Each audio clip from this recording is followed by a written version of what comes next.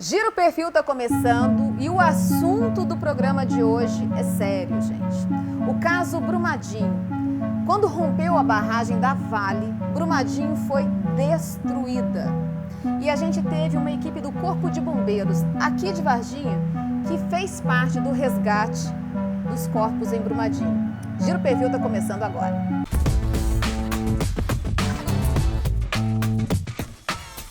Pessoal, primeiro eu quero agradecer a presença de cada um de vocês no Giro Perfil aqui hoje. Olha, muito obrigada. Eu sei que a agenda de vocês é simplesmente quase que impossível. Um agradecimento especial a você, Oliveira, que conseguiu lá a aprovação junto ao Estado Maior para conceder essa entrevista aqui pra gente. Bate aqui, amigo. Obrigada. E olha só, eu vou fazer o seguinte, vou fazendo algumas perguntas aqui. Vou começar aqui com o nosso capitão Riquelme. Mas depois cada um vai complementando, pode ser assim? Beleza? Combinado? Riquelme, olha só. Primeiro eu gostaria que você, em nome do Corpo de Bombeiros aqui, de toda a sua equipe, se apresentasse para quem ainda não conhece. Fala aí quem é Riquelme e fala um pouquinho aqui da tua turma que está aqui com a gente. Primeiramente, nós agradecemos o convite para apresentar um pouco da nossa história relacionada a Brumadinho e um pouco de nós mesmos. Sou o capitão Riquelme, eu sou psicólogo e tenho trabalhado mais focado na área de suicídio, mas também especialista em incêndios florestais e também em atendimento pré-hospitalar. Estou no Bombeiro há 15 anos e minha participação, né, lá em Brumadinho, como capitão eu estive como comandante das operações. Na verdade a gente chama de adjunto. Então a parte de todo o operacional, as linhas de frente, as linhas de suporte, eu era o responsável por este gerenciamento. Ô Riquelme, olha só, como é que foi feita a seleção para montar, num primeiro momento, a equipe para ir para Brumadinho? Quando houve o rompimento da barragem, naquele desastre, as equipes que atenderam eram as equipes de prontidão que estavam disponíveis naquele instante.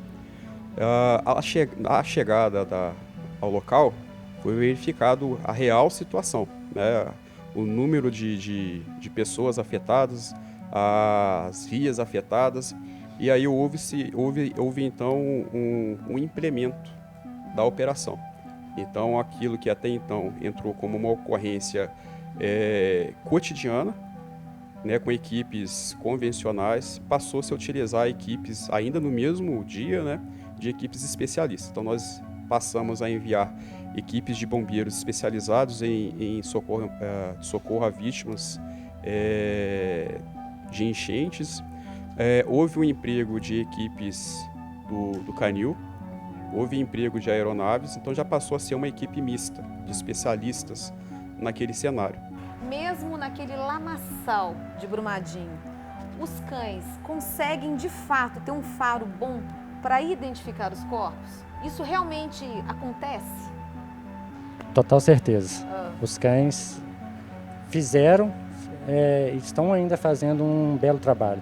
Outra coisa que eu acho que é importante dizer é que os cães, ao passar do tempo, eles eram cada vez mais importantes, porque aquilo que nós entendemos como corpos ou segmentos, ao passar do tempo, isso foi tirando essa fotografia. Por exemplo, a mão nós imaginamos 5 dedos, mas ao procurar esses segmentos, esses corpos, isso já estava muito deformado. Então, aos nossos olhos, seria muito difícil de identificar no meio de tanta lama, de tanto tempo já passado, se era um corpo ou não. E os cães conseguiam saber se ali havia ou não corpos. Isso maximizou nossos trabalhos, né? Fez com que nós tivéssemos um êxito muito maior. Obrigada, Tenente Lemildo. E olha só, agora vai para o Sargento Pena. Você é especialista em enchentes e inundações. Como é que foi para você ver aquele cenário ao chegar em Brumadinho? Posso dizer que foi um cenário meio apocalíptico, sabe? Nossa. Então muita tragédia, muita coisa misturada. Você vê ali um tsunami misturado ali com um terremoto. A nossa equipe, né, Foi uma equipe fantástica, que é onde achou 18 pérolas ali. A partir no 7º dia, nós fomos enviados para lá. E aí, esse grupo de Varginha, que o Pena está se referindo, nesses 7 dias encontraram 18 corpos. Então, só que assim, o bombeiro todo estava trabalhando, nós tínhamos equipes direcionadas no campo e os militares de Varginha encontraram 18. Mas nesses mesmos 7 dias, nesse mesmo período, outros corpos também foram encontrados. Também foram encontrados por outras equipes, né? E o número é grande assim porque foi muito próximo, né? Nós fomos para lá no 7º dia, então os corpos em superfície eram mais fáceis de serem encontrados.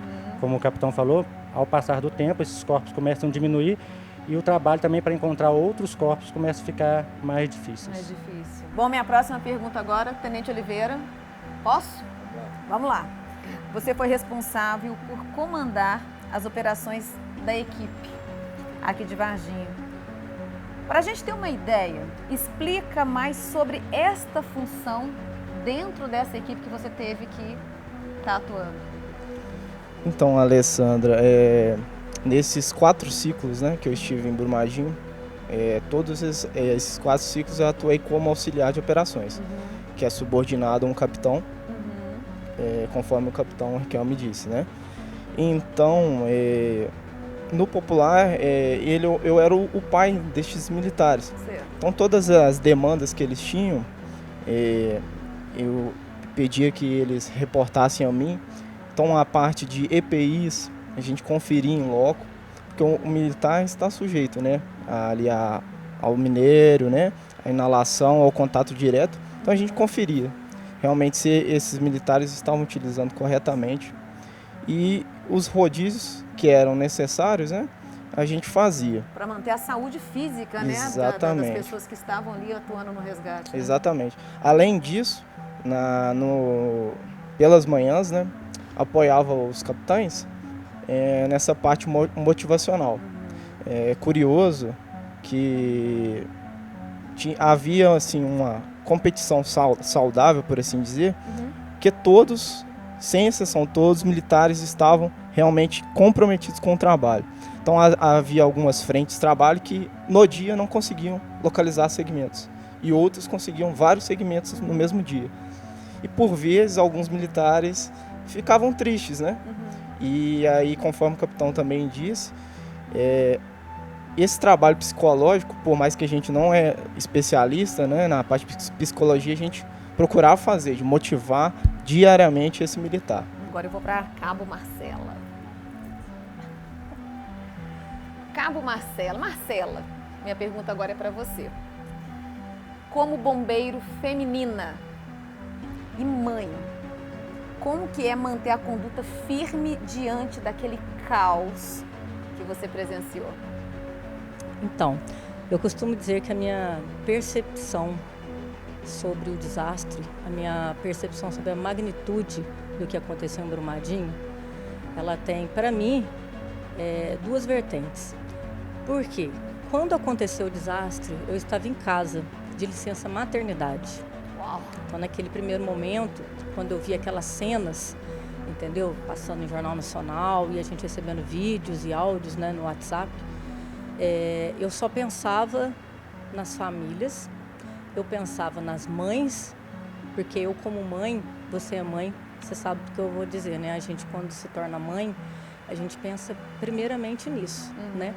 Eu pensava também nos meus amigos, nos meus colegas de trabalho, entendeu? E quando eu retornei ao trabalho, a minha filha tinha 10 meses de idade. E aí eu fui ter a noção real do que era a operação, do SCO que tinha sido montado lá, da magnitude, entendeu? Peraí, SCO pra gente... O sistema de comando operacional que foi Ok. montado lá no local. Esse sistema é montado quando tem grandes catástrofes, ocorrências de grande magnitude, entendeu? Então, quando eu voltei a trabalhar, que já era no mês de abril, finalzinho de abril, já tinha, né, 3 meses, quase 4 meses aí do desastre. Então, já estava tendo aí, como o meu chefe aqui, o capitão Riquelme, falou, no início foi enviado aquelas equipes mais especializadas, mas depois, com o passar do tempo, bombeiro era bombeiro, todo mundo teria que ir. E aí, quando eu retornei, em nenhum momento ninguém me pressionou e falou assim, ó, você vai ter que ir. Você retornou agora, todo mundo já foi e não interessa. Se vira e Você vai ter que nada ir. Não, disso. em nenhum momento ninguém me falou isso. Mas eu, como bombeira, eu tinha a curiosidade e ficava sempre perguntando para os meus amigos que iam e voltavam, como que tá lá? Encontrou alguém? E isso, cada vez mais, cada semana que passava, crescia dentro de mim uma vontade muito grande de ir.